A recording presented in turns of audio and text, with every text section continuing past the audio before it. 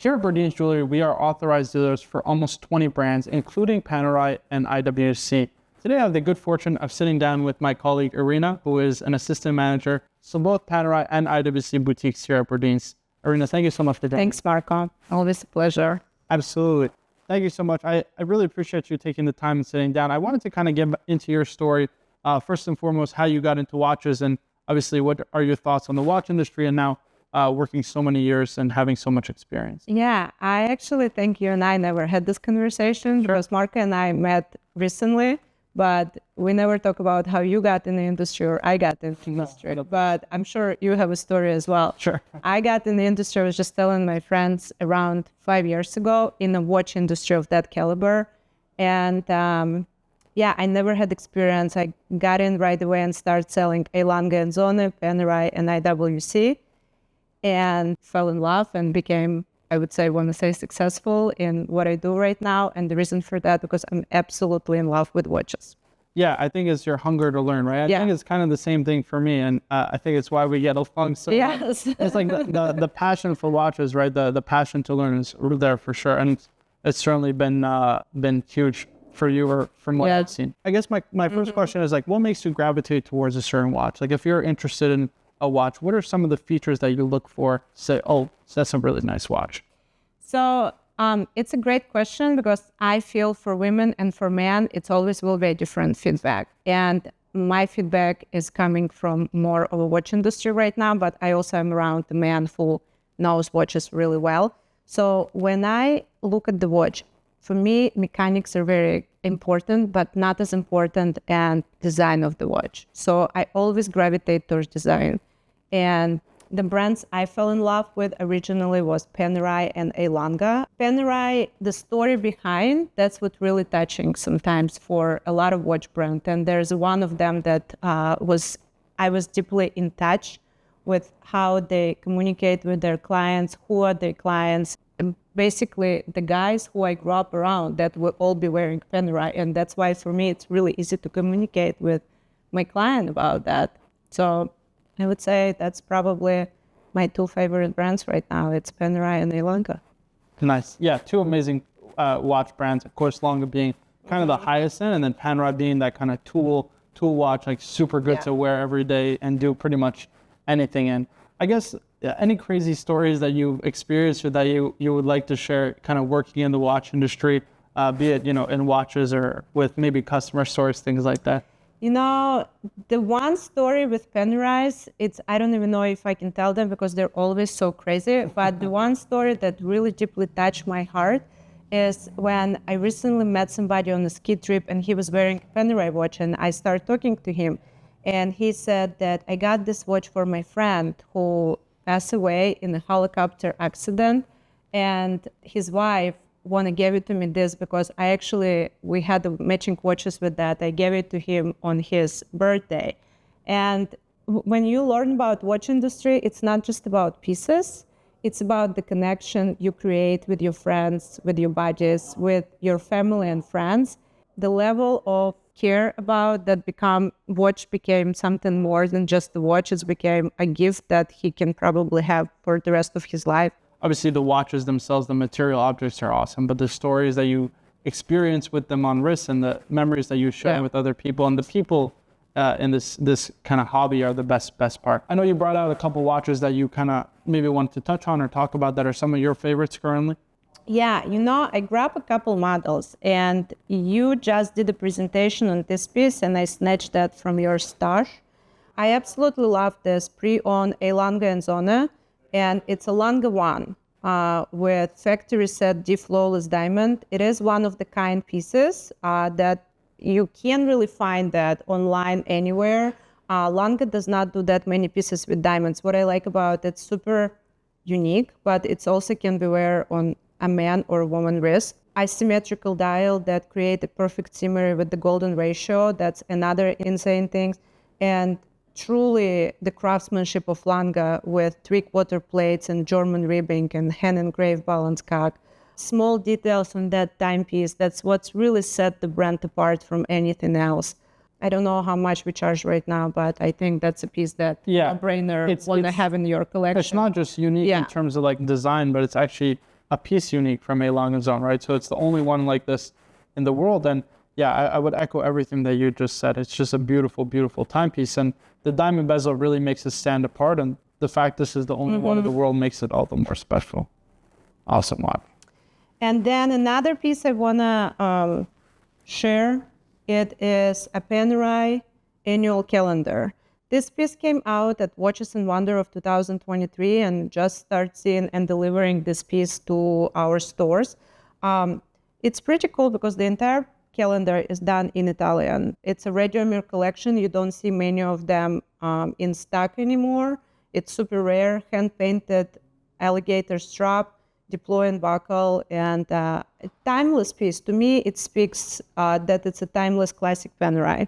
Yeah, and you see Panerai kind of going out and really showing, I guess, their watchmaking prowess, right? They did a lot with the tourbillons, I'm going to butcher the pronunciation, but the Lo Scienziato. Lo Scienziato, yeah. You're asking the wrong person. Yeah, absolutely, which is, just kind of showcases the incredible watchmaking prowess. And it's probably something that you wouldn't expect, right? An annual calendar from Panerai.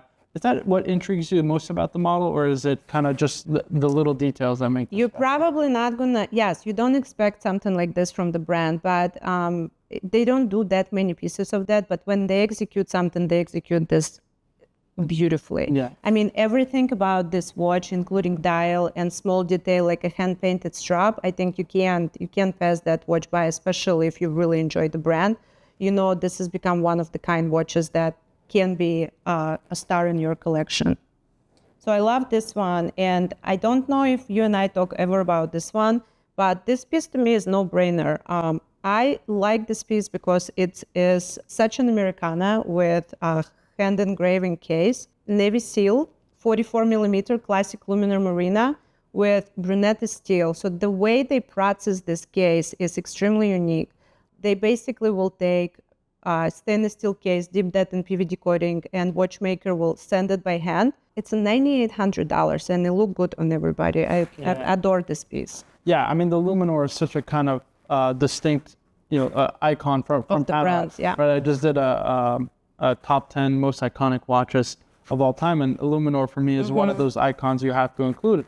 Of course, there's all the Italian military history, all that kind of stuff. So, to connect it to the U.S. Navy SEALs is awesome as well, because you get that kind of heritage already ingrained in the design DNA of the watch, but also in this specific piece. And it's incredible that the dichotomy you get from Panerai, right? One is a very traditional, kind of very classy, elegant watch, and then this is such a kind of tool watch, very macho, very rugged. Masculine. Yeah, absolutely. And it's it's an awesome watch. And the finishing of this case I've never seen anything like this before. So unique. And the price point, I think it's easy to have in your collection, and without spending a bigger dollar amount, and you can enjoy that for many years as well. Yeah, and I know they've been expanding the Luminor a lot, right? They included the submersible, which I think is one of the most popular and successful models. Even in the Navy SEALs, I believe they came out with a submersible GMT. Submersible is the newer one. Right, which I know I have a friend of mine who has that watch and absolutely loves it. No, this is an awesome lineup from Panerai. I guess my question, being a manager for both IWC and for Panerai, what do you want to see from either one of those brands? I guess we focus in on Panerai. So I guess from Panerai specifically, what would you like to see them do in the future? Panerai is a brand that is, I want to say practicing, but I want to say they're expanding to a new demographic, like a smaller case, thinner and the different metals. My thing and my feedback with my clients that the Panerai still a brand that should go back to their identity, which is have classic luminar marina or pre-Vendome cases. I mean, that. Yeah. As far as like clients looking for this unique pieces that is maybe manually wound, 8-day power reserve, simplicity of the watch, rugged straps. Those are the best. Those pieces are always the most popular, and even me being in the watch industry and seeing everything and anything, if I can buy one watch for somebody in my family or recommend to friends, I usually recommend the simplest references I can. 915, 914, 422. They're so iconic and so classic, and I guess my recommendation for any watch you're buying it, make sure it's in your collection for many years because it is an investment.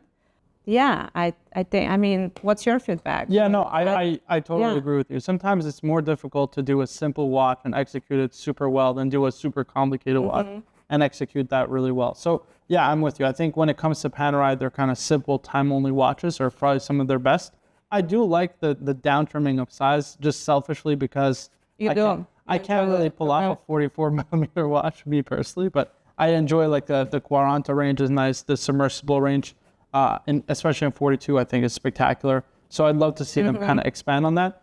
I am a big fan, and what I'd like to see the most is them experimenting with material. So the Carbotech line is one of my favorite from Panerai, and I wish they just kind of made more in different case sizes and just experiment with color and all that kind of stuff. I think it's one of their best lines that they make, and I would love to see more carbon pieces from Panerai. What about ceramic? How do you feel about that? I like ceramic. I know that they came out with a full ceramic watch, right? A re-release of an old classic.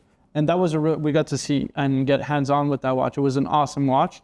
I think I'm still a bigger fan of the carbon. I don't know what it is about ceramic. I'm not sold on ceramic watches yet. Carbon just has like this allure to it for me that is so lightweight. It's so unique also just because every single pattern will be different.